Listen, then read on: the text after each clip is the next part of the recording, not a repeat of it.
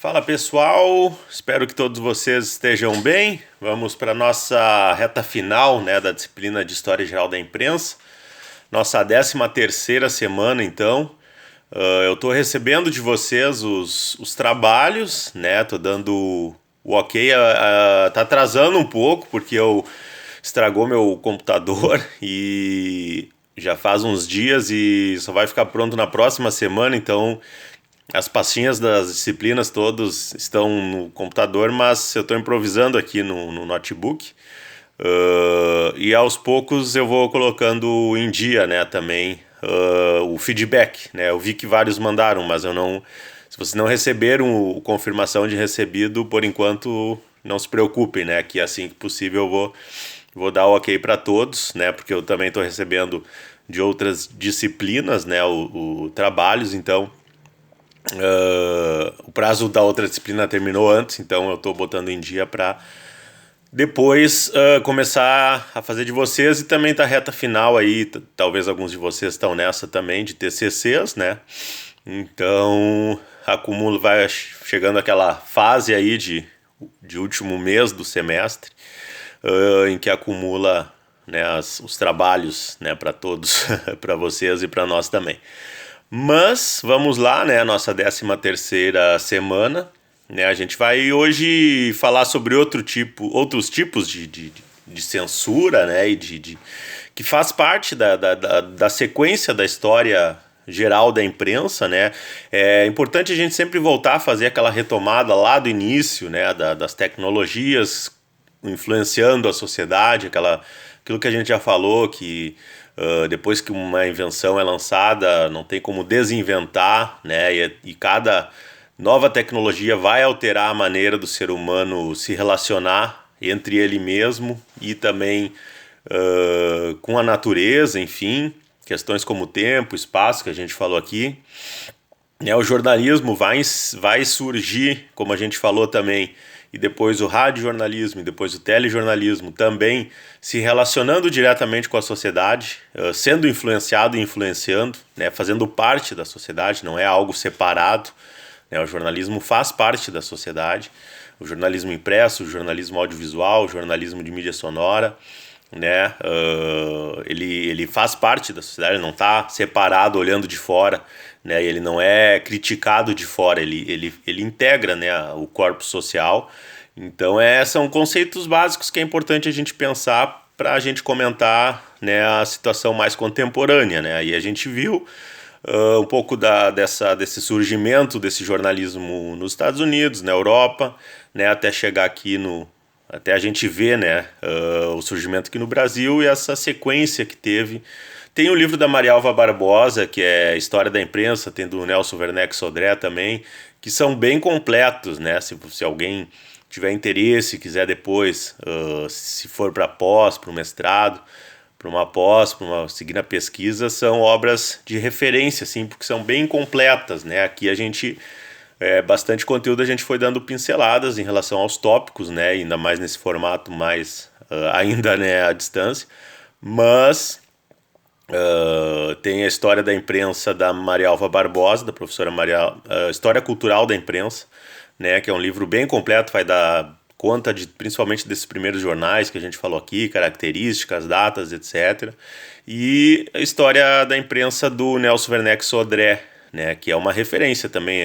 Foi publicado uma edição especial pela Intercom uns 10 anos atrás, mais ou menos, né? Eu tenho esse livro aqui, mas não está em mãos, né? Um livro bem completo, deve ter umas 600 páginas, e também dá conta, né, de toda essa, principalmente do jornalismo impresso, né, da história do jornalismo impresso. Então, materiais aí para quem tiver mais interesse em se aprofundar ou depois seguir para uma pós, né? Então fica essas sugestões, porque são dois livros básicos, assim, né, que dão conta, são bem completos. Então, seguindo, né, a gente falou sobre a questão do período do regime militar, a censura que aconteceu. A gente viu que não foi algo novo também na história do Brasil, né, essa censura vinda do Estado, né, que teve um dos marcos principais, né, o AI-5, Então, assim como teve tinha o DOPS, né, no regime militar, no governo Getúlio tinha o DIP, né, que era que também tinha essa função de controlar a imprensa. Então a gente vai ver hoje a sequência, né? Então que segue, né? Faz parte da história. Eu sempre costumo dizer que a imprensa é de 1808, né? Então em 2008 completou 200 anos, mais os 22 dá 222 anos. E desses 222 anos a gente tem aí um período curto, que é de 88 até agora, de relativa democratização, né, de uma liberdade, mas uma liberdade relativa de imprensa. Então, um período curto, quase nada, né, em termos de escala histórica, um período de 30 e poucos anos, né, então de fato 40 anos, é um período curto, né, comparado com o restante. Então, a gente vai falar aqui sobre essa censura mais contemporânea, que também, né, é muito conhecida muitas vezes como também uma censura muitas vezes comercial, mas não é só a censura comercial que a gente tem, né? Então, mesmo depois da Constituição de 88, houve durante vários momentos tentativas do Estado interferir na imprensa, tentar de alguma forma calar a imprensa ou intimidar, né? Talvez esse seja um dos pontos mais marcantes. E um exemplo clássico, e daí é um texto que eu vou colocar para vocês aqui, que marcou os 30 anos desse episódio, foi uma invasão da Polícia Federal ao prédio da Folha de São Paulo em 1990, logo após, né, o governo Collor ter assumido. Então ele foi o primeiro presidente eleito, né, com a volta das eleições, e de cara ele mesmo tentou, né, o governo, né, na gestão dele, se teve essa tentativa de intimidação, que está muito bem contada num outro livro que é muito bom sobre a história da imprensa, que fala sobre a história dos principais veículos do país, que é Notícias do Planalto, do jornalista Mário Sérgio Conte, né? Então ele vai mostrar muito o caso Collor, mas ao mesmo tempo ele conta a história ali da Veja, da Folha, do Estadão, da Globo, né, do Roberto Marinho, etc. E como que o Collor vendeu o peixe dele para os donos, né, desses conglomerados, né?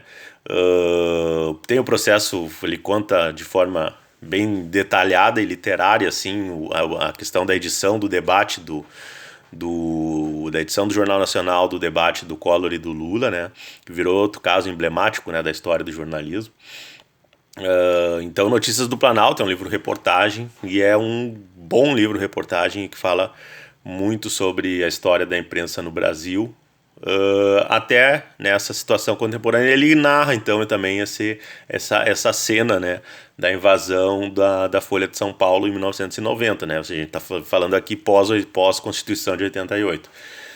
Mas a gente tem outros, né? Tem essa questão de intervenção do Estado querendo intervir diretamente, né, na prática jornalística, ou intimidando, ou como nesse caso aí, invasão, que aprenderam computadores, levaram computadores, etc., né, da Folha. E aí o link que eu vou botar para vocês é um texto recuperando, né, os 30 anos, né, desse episódio. Né, o título é Collor afirma que desconhecia a invasão da PF, né, mas o cara não tem muito crédito para falar, né, para se levar a sério, né, o que ele fala. Então é a versão dele, né, mas é interessante vocês lerem esse texto. Então aí a gente chega também na questão comercial, né, nessa pressão, né, comercial.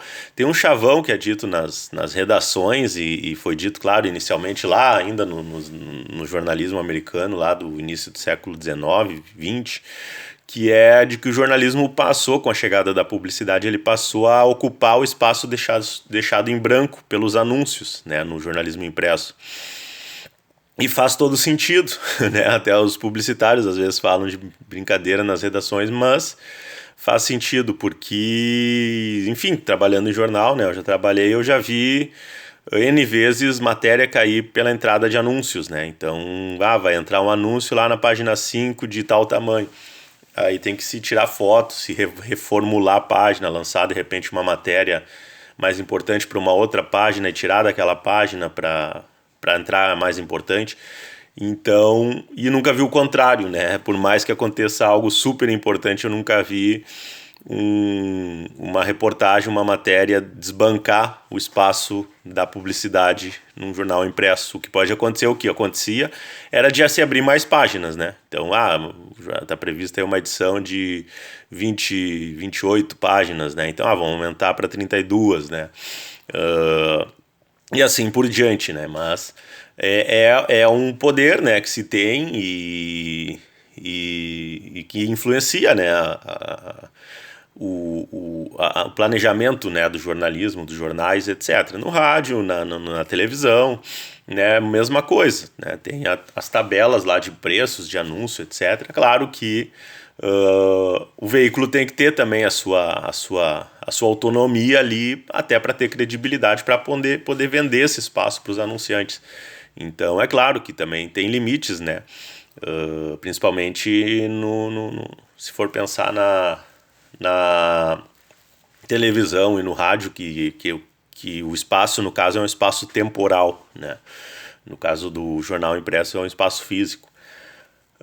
Mas tem essa pressão, então, de anunciantes, e muitas vezes os governos são anunciantes, prefeituras, né? Às vezes o jornal ou a emissora de rádio, a principal verba são anúncios da prefeitura, né? Então gera aí um conflito ético, né? um conflito de interesses, né? Porque muitas vezes acontece essa cobertura mais tendenciosa, né? O veículo, com medo de perder esses recursos, acaba não cumprindo o seu papel, né? Não cumprindo o papel do jornalismo, né? Então é uma forma também, né, de se censurar, né, o jornalista, é essa ameaça que é feita em relação aos anunciantes, né? E às vezes também grandes empresas, etc., que podem fazer essa pressão, né? Se vocês falarem de tal coisa, a gente tira o anúncio. Tem uma anedota aí do Paulo Santana que ele contou num evento se não me engano era 45 anos de Zero Hora, né, e que começou aquelas palestras que a RBS promove nas universidades do Rio Grande do Sul, nos cursos de jornalismo, que na última teve, se não me engano, a Giane Guerra, acho que deve ter, acho que esse ano ainda não teve, não lembro que mês que é, mas na primeira edição em que começou esse formato, Paulo Santana foi o palestrante da PUC, né, eu estava no mestrado da PUC, e acompanhei essa palestra. Ele contou uma anedota que se refere a isso, que foi no ano em que lançaram o Fiat Uno, né? E ele escreveu uma coluna dele, ele tinha andado lá de Fiat Uno, de carona, sei lá, e ele escreveu dizendo que era uma porcaria, que era um carrinho minúsculo, que não cabia nada, que tinha que ficar todo mundo espremido, etc, etc, etc.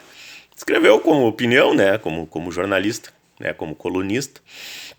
E aí, no outro dia, desde cedo, estavam ligando para ele que a Fiat estava furiosa, né, com a coluna, né, tentaram pressionar, etc, e pediram, né, palavras dele, né, ele contou que tinham pedido a cabeça dele. E a RBS bancou ele, né, aí claro, aí tem que pensar na questão do nome, que é a popularidade que ele tinha, ele era um comentarista super popular na TV também, né, e acabou bancando ele, né? Algo que às vezes não é tão comum. E, claro, depois de um tempo a Fiat acabou voltando a anunciar, né? Por conta, claro, como era o jornal de maior circulação também, né? São relações de poder, né? Então, na verdade, num caso como esses, um precisava do outro, né? A Zero Hora, nessa narração do Paulo Santana, precisava, de certa forma, do anúncio da Fiat, mas não dependia, né, dessa verba. E a Fiat precisava, também não dependia, mas precisava.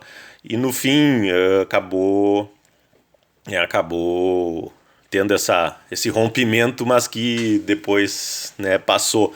Só que o Santana falou naquela ocasião que depois ele passou a evitar esse tipo de ter esse pensamento, às vezes, que a gente fala até nas teorias, que é uma autocensura, né? Que o jornalista pensa, eu não vou falar o que eu penso, porque posso me comprometer, posso me complicar em tal coisa. E aí, até já estendendo um pouco mais, né, a minha pesquisa sobre o Hunter Thompson, o conceito da palavra grega parresia, que é o falar tudo, é o fala franca, assumindo riscos por essa fala franca, né? E o Hunter Thompson, ele conseguiu, porque eu lembro que o primeiro livro que eu li dele foi A Grande Caçada aos Tubarões, e ele está escrevendo o texto, uma reportagem, e no meio do texto ele começa a xingar o editor, porque o editor tinha dito que tinha entrado um anúncio da moto Honda, se eu não me engano. E ele começou a xingar a Honda, dizendo, eu nunca vou comprar uma Honda. E eu, cara, como é que esse cara conseguia publicar, né, um texto desses? E o trabalho dele todo foi feito nesse sentido, né? Então, seguindo, né, essa lógica dos gregos, né, da palavra da parresia, que é a fala franca que o Foucault foi recuperar depois, anos depois. Mas enfim, né, só para abrir esse parêntese, né? Depois de abrir esse parêntese, a gente volta, né? Então, tem também a questão da ameaça de processo, né? Que também se tornou bastante comum, né? Se o jornal de vocês falarem tal coisa, ou se vocês falarem sobre esse assunto na rádio, vocês podem se preparar que vocês vão responder a um processo, né? Então, é outro tipo, né? De intimidação, de censura, etc., que influencia, né? Na liberdade de imprensa. E outro que eu coloquei ali também, acabei esquecendo de falar, eu vou postar os slides para vocês, que é do crime, né? Do crime organizado, principalmente do tráfico, né? Tem um livro que se chama Privataria Tucana, que o autor começa abrindo o texto com uma cena de tiroteio, né? Que era justamente uma perseguição envolvendo questões relacionadas à cobertura do tráfico de drogas, né? Então é outra tentativa de censura, de intimidação, né? E aí vai lá para aquele mapinha lá do Repórteres Sem Fronteiras, que é em relação à liberdade de imprensa de cada país, né? Por exemplo, o México, que, se não me engano, está na cor vermelha, né? Que é a pior, só não é pior do que a preta. Tem muito, né? Tem muito a questão do tráfico, principalmente no norte, né? Onde faz fronteira com os Estados Unidos. E tem um livro do Humberto Treze, que é repórter da Zero Hora, que se chama Em Terreno Minado, se eu não me engano, em que tem são coberturas que ele fez em zonas de conflito, e um desses textos é sobre o México, né? Em que ele conta, e ao final ele coloca que os jornais locais não contam essas histórias de violência extrema, etc., porque eles, né, se publicarem, vão matar eles, a família deles, etc. E o Treze teve como escrever, porque ele foi lá, ficou um tempo e voltou, né? Então ele voltou e escreveu daqui. Então, são questões que influenciam e que vão além, né, daquela perseguição que a gente viu até então, que é aquela perseguição do Estado. Mas são outros tipos, né, de perseguições, de intimidações e de tentativas de censura. E aí eu trago para vocês uma ideia que é a do panótipo do Foucault, né, que é aquela torre que fica no centro, né, ficava no centro num presídio, onde o guarda que estava na torre tinha visão de 360 graus, né? Eu até vou botar aqui a imagem, mas vocês vão poder ver no slide, né? Que é a da vigia 24 horas, né, o tempo inteiro, né, que ele vai trazer, o Foucault vai trazer no Vigiar e Punir, né, o panóptico de Bertrand. Então ele vai dizer, o dispositivo panóptico organiza unidades espaciais que permitem ver sem parar e reconhecer imediatamente, né? Então, aquela coisa de estar sendo vigiado o tempo inteiro, né? Então, no online tem muito disso, né? Controle e vigília feita nas redes sociais, no caso, no online, de se ameaçar, se fiscalizar, de grupos perseguirem determinados profissionais de imprensa, determinados veículos, etc. Essa coisa da vigília, né, feita o tempo inteiro, né? Às vezes é feita por seguidores de grupos políticos, às vezes é feita por criminosos mesmo, às vezes é feita por, enfim, que é essa ideia dá para se aplicar, né, para esse contexto mais contemporâneo. O Foucault vai dizer justamente isso: o dispositivo panóptico organiza unidades espaciais que permitem ver sem parar e reconhecer imediatamente, né? Então, e aí eu trago um exemplo da ficção, e que vale muito para hoje, mas sempre foi válida essa reflexão feita pelo autor, né, que é o 1984 do George Orwell, né, em que ele vai colocar um livro escrito em 1949, em que ele imaginou não, ele fez uma crítica assim, né, em relação ao futuro imaginado, né, pensando no ano de 1984, né, em que tinha esse grande irmão, né, que ele vai chamar o Big Brother, né, e que dentro dessa estrutura de controle de tudo, né, de eliminar qualquer tipo de oposição e de se apagar a história e recontar uma história que na verdade não aconteceu para que ela se tornar a história real, e que é muito feito, né, a história das guerras, não foi bem assim, tará, que a gente ouve muito hoje, né, então ele vai trazer esse discurso aí lá no 1984, e dentro dessa estrutura tinha o Ministério da Verdade, né, que era o responsável por controlar as notícias, o entretenimento, a educação e as belas artes, né, e tinha esse incentivo de denúncia, né, incentivava as crianças a denunciar os pais, os familiares, a esposa, o marido e vice-versa, amigos, né, sempre denunciar no sentido de traição se tivesse minimamente uma atitude que não fosse agradar ao grande irmão, né, que seria o governo, né. E tinha, eu até botei mais em termos de anedota, assim, que é o Ministério do Amor, né, que promove a Semana do Ódio. É um livro bem interessante que reflete muito sobre isso, né, que o grande irmão também controlava tudo sem ser visto. Né, e no caso, trazendo para o jornalismo, né, tenta-se intimidar jornalistas e veículos para não publicarem certas notícias, né, que podem prejudicar a imagem de um governo, de uma pessoa, etc.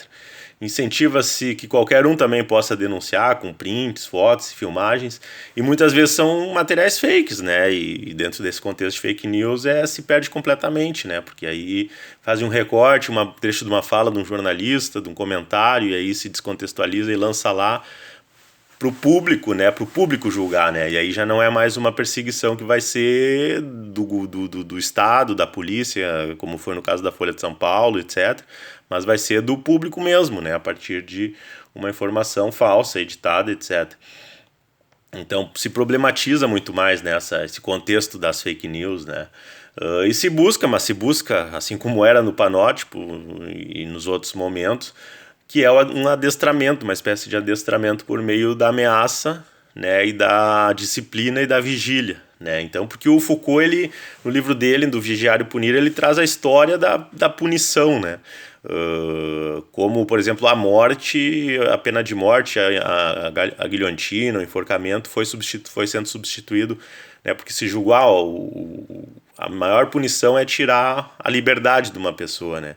Então começou com as penas de isolamento, que se substituiu aquela coisa da tortura na praça pública, etc., que as multidões iam assistir, etc., para fazer a pessoa sofrer durante um tempo, né? Então, conforme o crime aumenta esse período de isolamento, né? De perda da liberdade, né? Então, o Foucault vai dizer: o sucesso do poder disciplinar se deve, sem dúvida, ao uso de instrumentos simples, o olhar hierárquico, né, que tem hierarquias, a sanção normalizadora e a sua combinação num procedimento que lhe é específico, né, o exame, quer dizer, a avaliação de alguém superior e que vai dar o veredito. E nesse caso do jornalismo, com o fim, por exemplo, de regimes mais autoritários, né, de prisão, né, prisão por tu ter escrito isso, por ter criticado o governo, se tenta criar outras formas, como, por exemplo, essa punição moral, digamos assim. E também econômica, né, pode ser jurídica, moral e econômica, são três dos principais tipos, né. Os dois exemplos que eu trago aqui, só para encerrar: o Felipe Pena, que é professor e jornalista, comentarista, né, da Jovem Pan, ele traz um contraponto, né, e ele é muito criticado e ameaçado. Ele posta frequentemente no Facebook, né, esses xingamentos. Eu botei ali no slide para vocês darem uma olhada. E o Juremir, professor Juremir Machado da Silva, que também foi demitido do Correio do Povo e Rádio Guaíba, justamente pelos comentários dele, né? Então, são outras formas, né, de se punir, nesse caso, os jornalistas, mas também, às vezes, tem essa punição a veículos, né? Então, ataques, incentivo, né, a ataques, etc. Então, aí no último slide vocês podem ver ali, tem 3 comentários, ele volta e meia coloca, né, ali o público, uma parte do público vai escrever ali sobre ele, né, mas que mostra como mesmo com a redemocratização, mesmo com a Constituição, e mesmo com a internet, que inicialmente se achou que ia ser uma maravilha, que todo mundo ia ter voz e vez, que ia ser uma tecnologia super democratizadora, na verdade, muito mais a estrutura que se tinha antes e aqueles pensamentos mais, muitas vezes, preconceituosos, conservadores, foram para a internet do que a internet mudou, né? Houve um processo que surpreendeu muita gente, que muita gente imaginou que a internet iria melhorar nessas questões sociais e não imaginou que os problemas sociais tanto de analfabetismo funcional, de pensamentos de raiva, de discurso que é completamente comprado pelas massas, isso foi para a internet, né? Não foi a internet que desfez isso e muita gente achou que essas tecnologias, aquilo que a gente falou lá no início, né, de que a criação das tecnologias pode ser feita com um objetivo, ou as pessoas podem pensar que vai funcionar de um jeito e depois pode funcionar completamente pelo avesso. E a internet, de certa forma, traz uma reflexão importante sobre isso, né, que foi muito nesse sentido das pessoas foram ocupar esse espaço da internet, mas elas não mudaram tanto assim, né? Em alguns casos mudaram até para pior, porque elas passaram a aceitar discursos de forma acrítica, né? De uma forma completamente e surpreendentemente e espantosamente passiva, né? Quer dizer, a pessoa recebe um videozinho de WhatsApp, recebe um textinho de WhatsApp, um meme, ela acredita e ela repassa e ela discute usando argumentos falsos, etc. Então, e é disso que a comunicação e o jornalismo, principalmente na pesquisa, na academia, também vai ser um dos tantos temas que vai se preocupar. E aqui a gente traz nesse sentido dessa construção, dessa linha da história do jornalismo, né? Então a gente encerra essa parte aqui falando desse tema. E qualquer coisa também podem me escrever, né, me perguntar, e espero, né, o mais breve possível a gente estar de volta na sala para ter o debate, a conversa, etc., a participação de vocês também, porque são temas que instigam a todo mundo, né, principalmente quem está na área da comunicação. Tá bom, pessoal? Fiquem bem então e até a próxima semana.